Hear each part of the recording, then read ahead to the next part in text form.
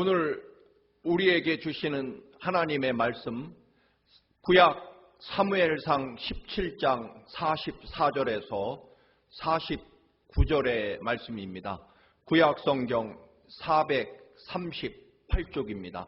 사무엘상 17장 44절에서 49절의 말씀을 함께 봉독하시겠습니다. 그 블레셋 사람이 또 다윗에게 이르되 내게로 오라. 내가 네 살을 공중의 새들과 들짐승들에게 주리라 하는지라. 다윗이 블레셋 사람에게 이르되 너는 칼과 창과 단창으로 내게 나오거니와 나는 만군의 여호와의 이름 곧 네가 모욕하는 이스라엘 군대의 하나님의 이름으로 네게 나아가노라. 오늘 여호와께서 너를 내 손에 넘기시리니 내가 너를 쳐서 네 목을 베고 블레셋 군대의 시체를 오늘 공중의 새와 땅의 들짐승들에게 주어 온 땅으로 이스라엘에 하나님이 계신 줄 알게 하겠고 또 여호와의 구원하심이 칼과 창에 있지 아니함을 이 무리에게 알게 하리라. 전쟁은 여호와께 속한 것인즉 그가 너희를 우리 손에 넘기시리라. 블레셋 사람이 일어나 다윗에게로 마주 가까이 올 때 다윗이 블레셋 사람을 향하여 빨리 달리며 손을 주머니에 넣어 돌을 가지고 물매로 던져 블레셋 사람의 이마를 치매 돌이 그의 이마에 박히니 땅에 엎드러지니라. 아멘. 어떤 사물의 가치를 결정할 때 존재의 가치와 소유 가치를 따집니다. 두 개의 펜이 있습니다. 하나는 링컨 대통령이 생전에 사용했던 거의 깃털로 만든 펜입니다. 그 당시에도 거의 깃털 펜은 그렇게 가격이 비싸지는 않았을 것입니다. 지금 세상에 세계 최고가의 펜을 찾아보았더니 이탈리아에서 만든 티발디 풀구 녹토누스라는 이상한 이름의 만년필이었습니다. 세상에 하나밖에 없고 다이아몬드가 900 몇십 개가 박혀서 800만 달러에 팔렸다고 합니다. 2위는 오로라 다이아몬드 펜으로 불려지는 만년필이었습니다. 소유 가치, 즉 구입 가격으로 비교하면 링컨 대통령의 그 거의 깃털 펜과 지금 800만 달러짜리 만년필과는 그 가격 가치로는 비교조차 할 수 없을 것입니다. 그러나 링컨 기념관에 있는 링컨 대통령이 사용했던 그 거의 깃털 펜은 존재 가치로는 반대로 800만 달러짜리 만년필과 링컨 대통령이 사용했던 깃털 펜과 그 존재의 가치는 비교가 할 수 없을 것입니다. 거의 깃털 펜에는 링컨 대통령의 삶과 역사가 그 안에 담겨 있기 때문에 존재의 가치로는 너무나 귀하고 소중한 그런 펜이기 때문입니다. 하나님께서 우리 대신 죽으시고 그 피와 목숨값을 지불하고 하나님의 자녀로 삼아주신 우리들의 세상 가치로는 어떤 면으로 그렇게 뛰어나지 않을 것입니다.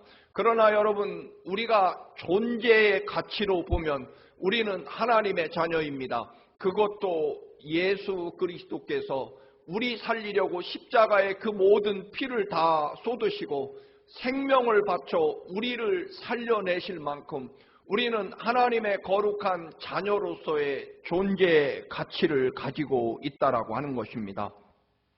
어느 날 아버지 이새가 다윗에게 전쟁에 나간 형들의 안부를 알아보고 오라고 분부를 합니다.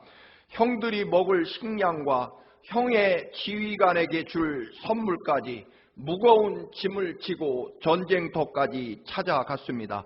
분명히 다윗의 형은 7명이나 있었고 3명이 전쟁터에 나갔으니 집에는 다윗 말고 4명의 형님들이 있었습니다.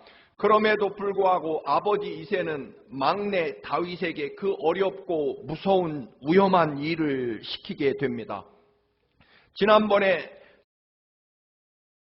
사무엘 선지자가 다음 왕을 선발하려고 이새의 집으로 찾아왔을 때 아버지는 7명의 형들에게만 왕 선발 시험에 참여시키고 다윗은 너는 들판에 가서 양을 지키라고 하면서 왕 선발 시험에 응시할 기회조차 주지 않았습니다. 다윗의 처지에서는 참으로 억울합니다. 왕이 되는 영광스러운 일에는 아예 기회도 주지 않고 그때는 가서 너는 양떼나 지키라고 제외시키고 전쟁터에 가는 그 위험하고 어려운 일은 가장 어린 다윗에게 시켰으니 말입니다. 그러나 여러분, 하나님은 다윗을 불러 왕으로 기름 부으십니다. 여러분, 하나님께서 다 알고 계십니다. 하나님은 들판에 외롭게 있는 다윗을 기꺼이 데려다가 그에게 기름을 붓는다는 것입니다. 다시 말씀을 드립니다. 여러분에 대해서 하나님이 이미 다 기억하고 알고 계십니다. 절대로 염려하지 마시기를 바랍니다. 다윗이 전쟁터에 도착하니 마침 거인 골리앗이 나와 이스라엘 군대를 조롱하고 하나님의 이름을 모독하고 있었습니다. 우리가 아는 대로 골리앗은 키가 3m가 훨씬 넘고 60kg 이상 나가는 엄청난 무기를 손에 들고 있었습니다. 온 몸은 강철 갑옷과 투구로 덮었고 말 그대로 천하무적의 용사였습니다. 이스라엘 장군들과 군인들은 공포에 질려 감히 골리앗과 싸울 엄두도 내지 못하고 골리앗의 조롱과 모욕을 40일째 견디고 있었습니다. 하나님의 군대와 하나님의 이름이 모욕당하고 있는 것을 분노한 다윗은 자기가 골리앗과 싸우겠다고 나서게 됩니다. 사울 왕은 다윗을 가상히 여기긴 했지만 한 번도 군인 훈련을 받은 적도 없고 시골에서 양이나 치던 다윗이 너무나 한심하고 어려 보였을 것입니다. 그러나 다윗은 사울 왕에게 담대하게 말합니다. 17장 36절입니다. 제가 이렇게 사자도 죽이고 곰도 죽였습니다. 저 할례받지 않은 블레셋 사람도 제가 그 꼴로 만들어 놓겠습니다. 살아계신 하나님의 군대를 모욕하는 자를 어찌 그대로 둘 수 있겠습니까? 다윗이 볼 때에는 하나님이 함께하지 않는 자는 자기가 양을 지키면서 쫓아버린 그런 짐승에 불과하다는 것입니다. 여러분, 누가 무섭고 두려운 사람일까요? 여러분, 하나님이 함께 하시는 사람, 하나님이 지켜주는 사람, 하나님의 뜻대로 사는 사람이 세상에서 가장 두려워해야 될 사람입니다. 그래서 우리가 두려워할 것은 사람이나 돈이 아니라 우리도 하나님으로부터 멀어지는 일, 그것을 가장 두려워해야 한다는 것입니다. 왜냐하면 우리가 하나님으로부터 멀어지면 우리는 하나님이 하나님의 형상대로 창조한 가장 고귀한 인간의 존재 가치, 예수 그리스도께서 십자가에 나를 살리려고 대신 죽기까지 우리를 사랑하신 주님의 피값, 생명값인 그런 하나님의 거룩한 자녀로서의 존재 가치를 상실하기 때문입니다. 여러분, 우리가 십자가와 부활의 은총이 없다면 우리는 세상에서 여러분 소유의 가치로서는 정말 보잘것 없을 것입니다. 때문에 우리가 하나님 앞에 거룩한 존재로서의 가치를 놓지 않아야 우리는 이 땅에서 가치가 있고 승리할 수 있다라고 하는 것입니다. 다윗의 믿음을 본 사울 왕이 자기가 입던 왕의 갑옷과 칼을 주었지만 다윗의 몸에 맞지도 않았고 그리고 평소에 사용하지 않던 칼이 부담이 됩니다. 결국 다윗은 그가 늘 입던 옷, 양치기 옷을 그대로 입고 평소에 사용하던 무기, 즉 물맷돌을 가지고 그대로 골리앗 앞으로 나아갑니다. 왜냐하면 전쟁의 승패는 하나님이 누구 편이냐, 하나님이 누구와 함께 하시느냐의 전쟁의 승패가 달려있다라고 다윗은 믿었기 때문입니다. 칼과 창에 있지 않다라고 믿었습니다. 양을 치던 다윗이 왕의 갑옷을 입고 왕이 쓰던 그 칼을 든다고 해서 거인 골리앗과 싸워 이길 가능성은 전혀 없습니다. 여러분, 우리가 아무리 세상 것으로 풍부해져도요, 우리가 하나님의 백성인 한은 세상 도구로 우리는 세상을 이길 수 없다라고 하는 것입니다. 우리가 늘 여러분 믿어야 할 것은 하나님이 함께하는 사람이 이 땅에서 승리할 것이라는 믿음입니다. 늘 하던 일, 양을 지킬 때 사용하던 매끄러운 돌 5개와 그리고 물매를 들고 골리앗을 향해 달려 나아갑니다. 사랑하는 성도 여러분, 우리는 시대가 어떻게 어려워지고 또는 거대한 두려움으로 우리에게 다가올지라도 우리는 여전히 하던 대로 해야 합니다. 여러분, 하나님을 믿던 믿음을 그대로 가져야 됩니다. 왜냐하면 우리의 무기는 하나님을 믿는 믿음밖에는 없기 때문입니다. 여러분, 아들 예수 그리스도를 이 땅에 보내셔서 십자가에 우리 대신 죽게 하시면서까지 우리를 하나님의 자녀로 삼아 주셨습니다. 하나님의 창조 이래로 하나님의 사랑은 절대로 변함없습니다. 아니, 날마다 더 사랑하십니다.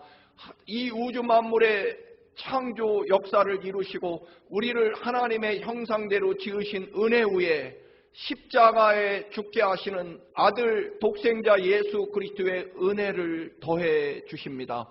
여러분, 하나님의 사랑이 변한다고 믿으면 여러분, 우리는 하나님을 절대로 신뢰할 수 없을 것입니다.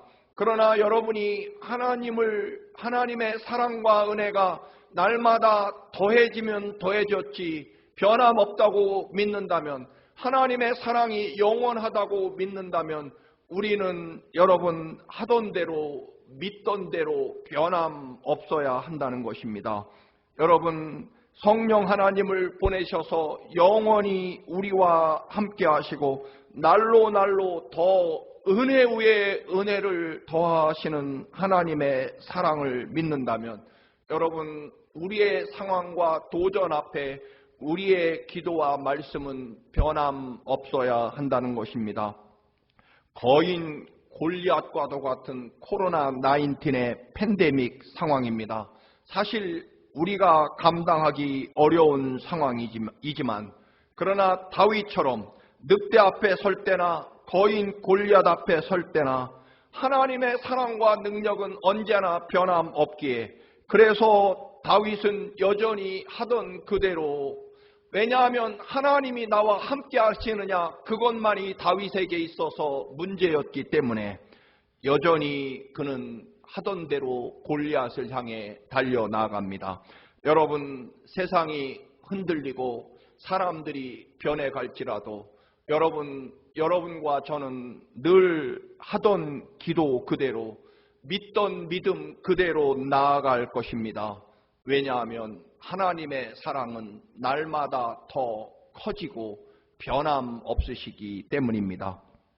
다니엘이 앞으로 한 달 동안 황제 외에 다른 신을 섬기거나 절하면 사자굴에 던진다는 변할 수 없는 법이 선포된 것을 알고도 이전부터 하던 대로 예루살렘을 향한 창문을 열고 창문 앞에서 기도합니다. 다니엘서 6장 10절입니다. 다니엘이 이 조서에 왕의 도장이 찍힌 것을 알고도 자기 집에 돌아가서는 웃방에 올라가 예루살렘으로 향한 창문을 열고 전에 하던 대로 하루 3번씩 무릎을 꿇고 기도하며 그의 하나님께 감사하였더라. 여러분이 하나님의 살아계심을 여전히 믿고 있다면, 하나님의 사랑이 어떤 경우에도 변하지 않는다고 믿으신다면, 예수 그리스도께서 나를 위해 죽기까지 나를 죽음으로 사랑하신다고 믿는다면, 여러분 아무리 환경이 달라지고 거대한 도전이 우리 앞에 펼쳐질지라도 전능하시고 거룩하신 하나님의 사랑이 더 크기에 여러분 우리는 흔들릴 수 없다라고 하는 것입니다. 사람들이 변해도 우리는 늘 기도하던 자리에서 기도하고 말씀을 붙잡고 살아야 한다는 것입니다. 우리의 믿음이, 우리의 기도가, 우리의 예배가 결코 달라질 수 없다라고 하는 것입니다. 하나님이 변하시지 않으시기 때문입니다. 하나님이 주신 은혜는 하나님이 지키실 것입니다. 하나님의 방법으로 하나님께서 은혜도 주시고 그 은혜도 지켜주신다는 것입니다. 그러나 하나님의 주신 은혜와 축복은 우리는 말씀으로 지켜내야 합니다.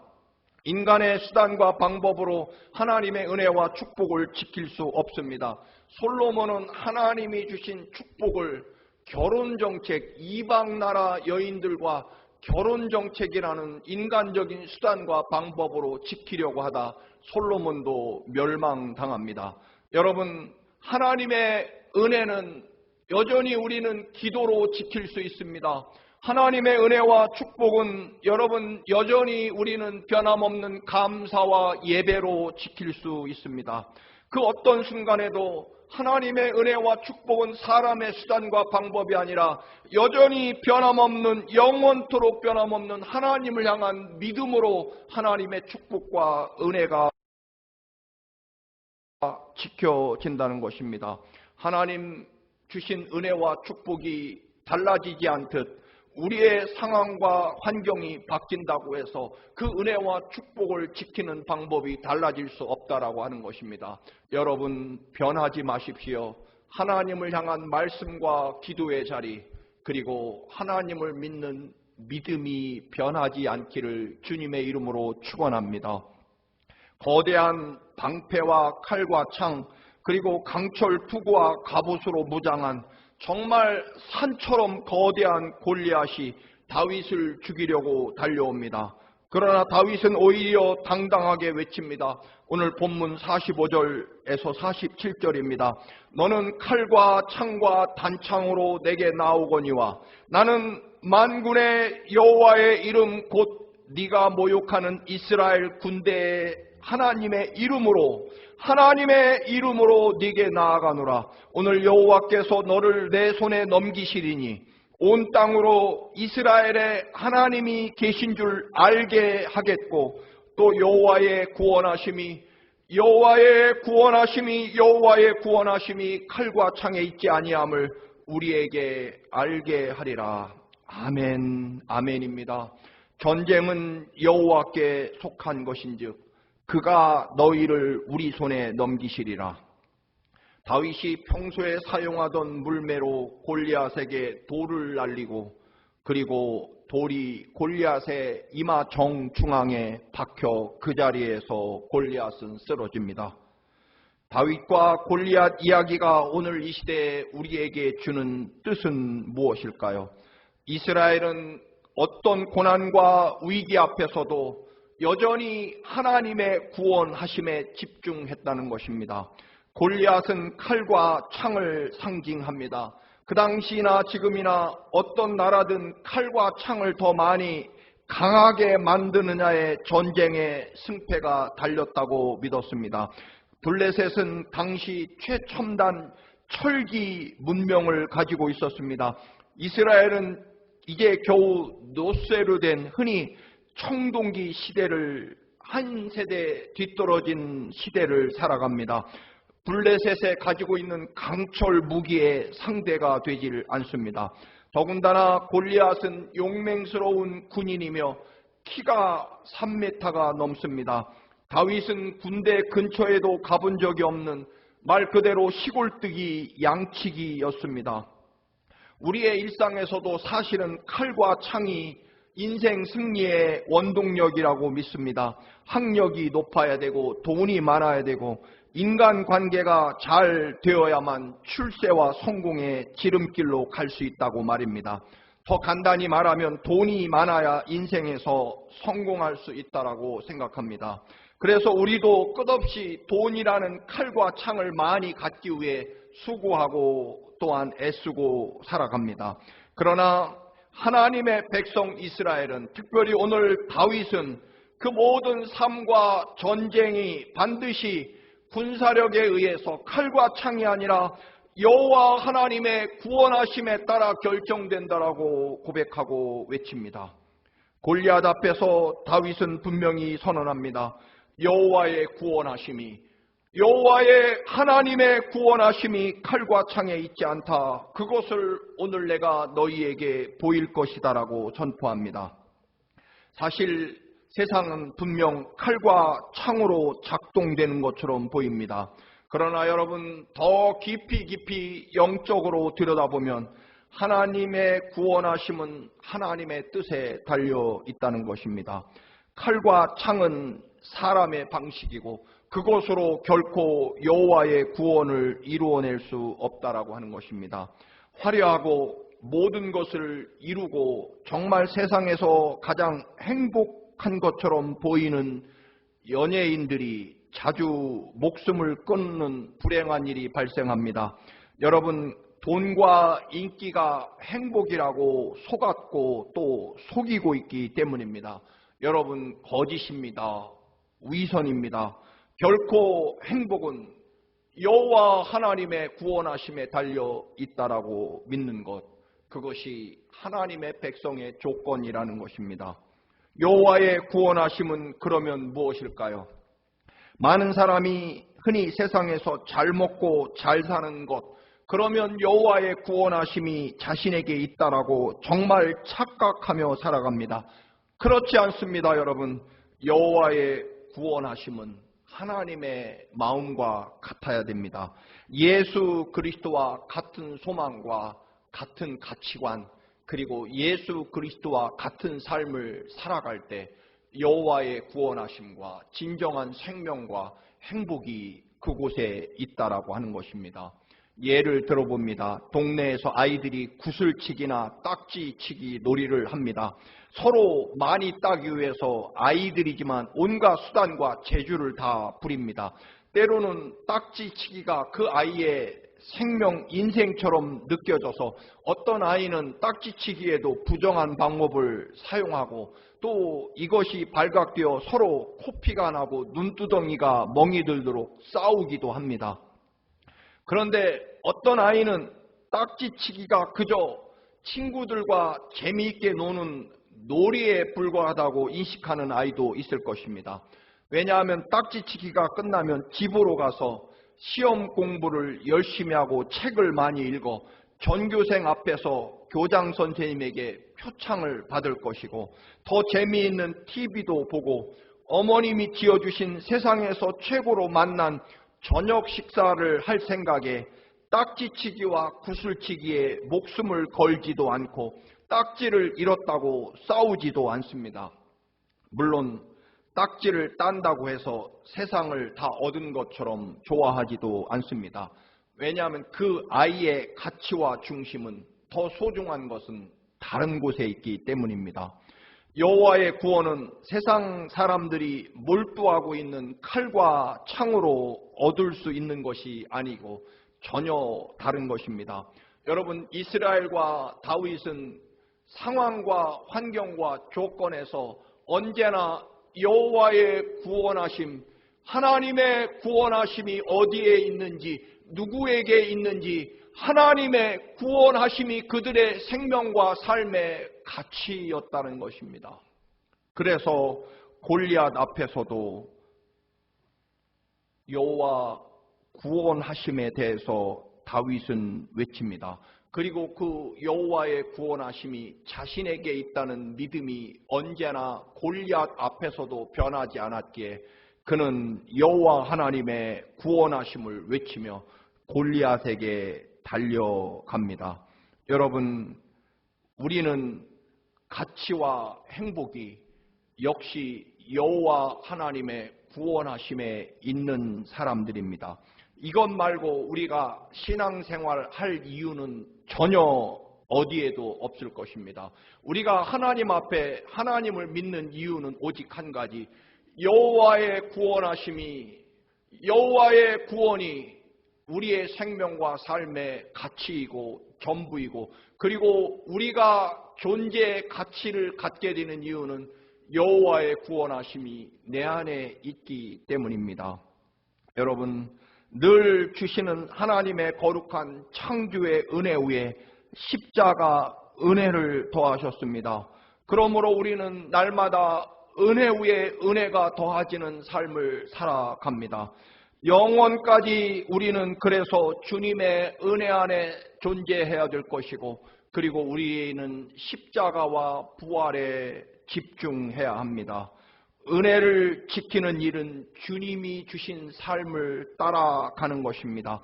주님의 사랑과 용서와 희생, 섬김과 그리고 낮아짐의 가치를 두는 삶일 것입니다. 여러분, 하나님께서 하나님의 방법으로 우리 대신하여 싸우십니다. 사실 다윗이 골리앗과 싸운 것이 아니라 하나님의 능력과 권세가 다윗에게 함께 하셨고, 결국 골리앗을 쓰러뜨린 것은 다윗이 아니라 하나님이실 것입니다. 다윗은 하나님을 향한 믿음, 여호와의 구원하심이 이곳에 있다라고 믿은 그 믿음으로 승리한 것입니다. 여러분, 우리가 싸우는 것이 아니라 언제나 하나님이 우리를 보호하시고 하나님이 싸우시겠다는 것입니다. 우리는 하나님의 승리와 하나님의 영광과 은혜를 세상 사람들에게 증거하는 사람일 뿐이고, 그리고 그 은혜에 한없는 감사로 늘 하나님께 감사하는 사람일 것입니다. 하나님의 구원하심의 정점은 물론 예수 그리스도의 십자가와 부활입니다. 그렇습니다. 여호와의 구원하심은 칼과 창이 아니라 십자가와 부활에서 옵니다. 우리의 구원하심도, 여호와의 구원하심이 예수 그리스도의 십자가와 부활에 있음을 믿는 것, 그것이 기독교인이고 이것이 우리 기독교인의 전부이며 생명일 것입니다. 여러분, 하나님께서 천사의 군대를 보내셔서 로마 군대를 모조리 물리치시고 아니면 유대교 제사장들을 물리친 것이 아닙니다. 하나님의 승리는, 여호와의 구원의 방법은 오히려 반대로 사랑하는 아들 예수 그리스도를 십자가에 희생시키고 십자가에 죽게 하신 죽음으로, 희생으로 이 땅에 여호와의 구원을 이루시고, 그리고 죄와 원수마귀 사탄과 싸워 승리하십니다. 십자가의 죽으심, 그 방법으로 말입니다. 하나님의 구원하심이 십자가 사랑과 용서와 희생과 섬김에 있다는 사실을 아는 사람이, 그 사람이 여호와의 구원을 소유한 사람이고, 그리고 이 땅에서 가장 존귀한 존재 가치를 가진 사람입니다. 예수 그리스도의 보혈의 피를 담고 있는 사람이기 때문입니다. 예수 그리스도의 생명의 가치를 가지고 살아가는 사람이기 때문입니다. 사랑하는 교우 여러분, 어려운 시대지만 그 어떤 조건에서도 더 깊어지고 더 새로워지는 은혜 위에 은혜, 믿음으로 더 큰 믿음에 이르시기를 주님의 이름으로 간절히 축원합니다.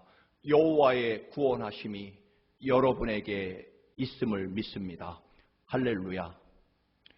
존귀하고 거룩하신 아버지, 은혜 위에 은혜를 부어주시고 날마다 우리가 여호와의 구원하심이 우리의 생명과 삶의 모든 것임을 깨닫게 하시고 믿음으로 믿음에 이르도록 지켜주심을 감사합니다.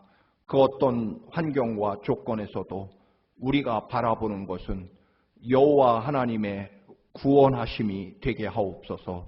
예수 그리스도의 이름으로 기도드립니다. 아멘.